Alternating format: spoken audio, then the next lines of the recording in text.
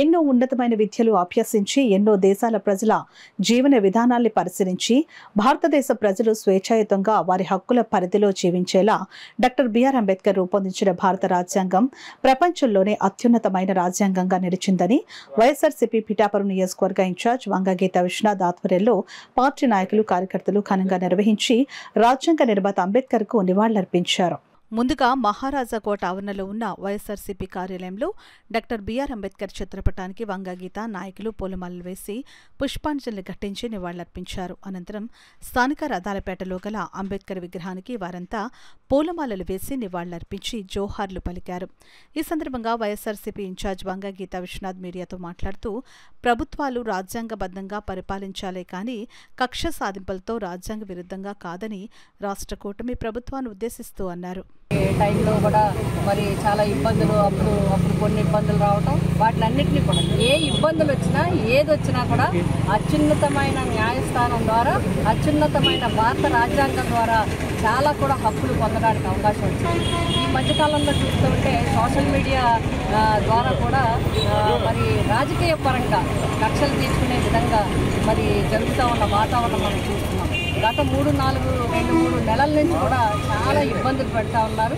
మరి అధికారంలోకి వచ్చిన దాకా ఎప్పుడో పెట్టిన పోస్టులు కొన్ని అయితే అసలు వాట్సాప్ అంటే తెలియని వాళ్ళకి ఫోన్ లేని వాళ్ళకి మీద కూడా కేసులు వచ్చే పరిస్థితులు వస్తున్నాయని చెప్పడం జరిగింది. అంతేకాకుండా ఇందాకనే కొంతమందికి పంపించడం జరిగింది. లోకల్లో కేసులు పెడుతున్నారు.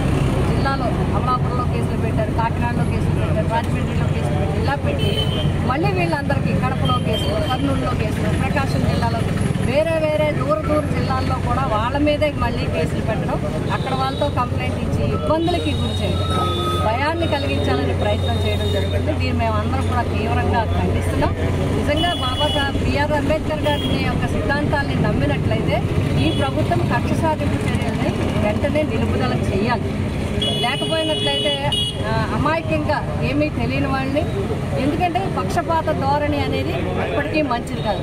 ఎవరైతే ఇప్పటికీ కూడా ప్రభుత్వ పక్షంలో ఉన్నవాళ్ళు, ప్రభుత్వ పక్షంలో ఉన్న వ్యక్తులు ప్రతిపక్షంలో ఉన్న వ్యక్తుల మీద మా జగన్ గారి మీద కూడా ఇప్పటికీ ఇంకా పోస్టులు పెడతారు. చాలా అభ్యంతరకరమైన పోస్టులు పెడతా ఉన్నారు. వాళ్ళ మీద ఏమి చేయటం లేదు. కానీ ఇందులో కొంతమందికి అసలు సంబంధం లేకపోయినా కూడా కేసులు పెట్టే విధానం. కాబట్టి నిజంగా బిఆర్ అంబేద్కర్ గారి భారత రాజ్యాంగాన్ని మీరు నమ్మినట్లయితే, రాజ్యాంగం ప్రకారం పరిపాలన సాగుతున్నట్లయితే ఎవరైతే తప్పుడున్నారో అది ఏ పార్టీ అయినా ఏ వ్యక్తి అయినా వెంటనే మీరు కేసు పెట్టండి. కానీ అబద్ధపు కేసులు మాత్రం పెట్టద్దు, అన్యాయంగా ఎవరిని కూడా బాధ పెట్టద్దని చెప్పి ఈ సందర్భంగా తెలియజేస్తాం.